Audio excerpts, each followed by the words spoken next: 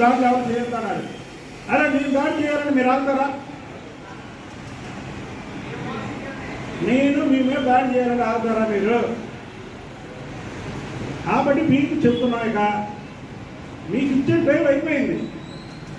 మీరు ఆ టైంని సద్వినియోగం చేసుకొని భార్య పిల్లలతో పారిపోవడం కాదు, పండి మీరు వదిలేస్తాం. అంతేగాని మీరు పిచ్చి పిచ్చి వేషాలు వేసి చంద్రబాబు గారి గురించి ఒక్కసారి కానీ నువ్వు మాట్లాడితే ఎవరు మాట్లాడినా విజయవాడలో ఇది రాజధాని, విజయవాడ రాకుండా ఎవడు ఉండడం, ఎవరిని విజయవాడ వదిలిపెట్టేది చంద్రబాబు గారి మీద పిచ్చి పిచ్చి ఒకరు వాళ్ళకి నేను ఓపెన్గా చెప్తున్నా. ఒకసారి మీడియా మిత్రులు కూడా పరీక్షించుకోండి. ప్రభుత్వం వచ్చిన తర్వాత నేను కానీ నా మిత్రులు కానీ ఇక్కడ ఉన్న వాళ్ళు ప్రతిరోజు మీ వీడియోలో పిలుస్తారు. ఏ ఒక్క వ్యక్తిని ఎవరి మీద దాడి చేసాము మేము? ఎవరి మీద దాడి చేయాల? ఎందుకని ఈ కుక్కలు, వీళ్ళు అరిచే కుక్కలు వీళ్ళ గురించి తెలుసు. మా కృష్ణా జిల్లాలో ఎవరు కొడాలని కానీ, వల్లభనేని వంశీ కానీ, జోగి రమేష్ కానీ, దేవినేని అవినాష్ కానీ, వెల్లంపల్లి సీను కానీ, ఈ 5 కూడా అరిచే కుక్కలు.